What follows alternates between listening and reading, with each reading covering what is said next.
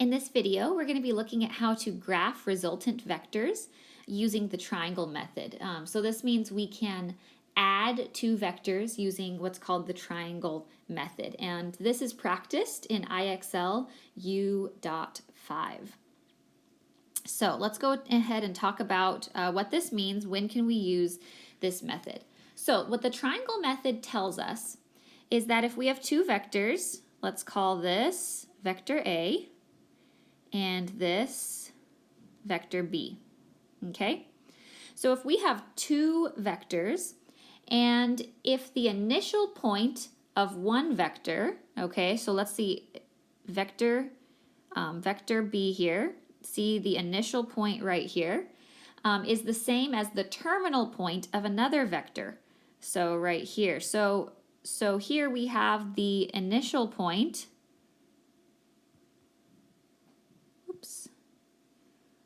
we have the initial point for B and the terminal point here for A. So if those line up, then we can find their vector sum by completing the triangle. So that means the sum of these two vectors is found by completing the triangle. So I draw my vector here where the initial point is starting at A and the terminal point is the terminal point of B, and this would be vector A plus B.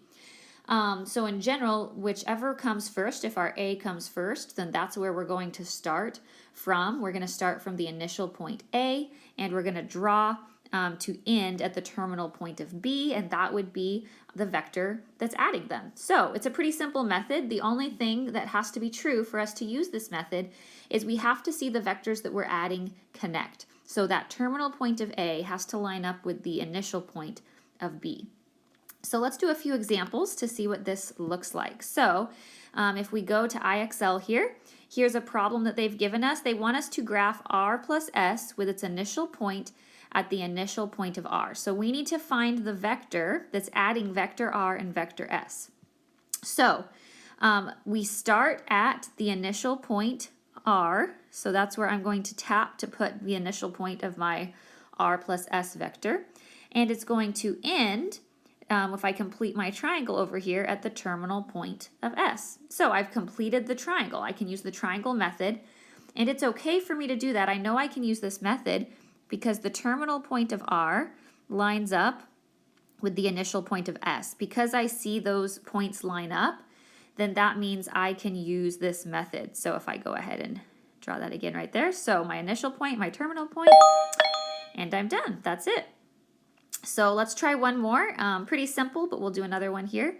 So now I need to add V plus W with the initial point at V. So my initial point starts here, the same point as V, but then my terminal point completes the triangle and ends where W ends. And that would be the vector that is the addition of V plus W.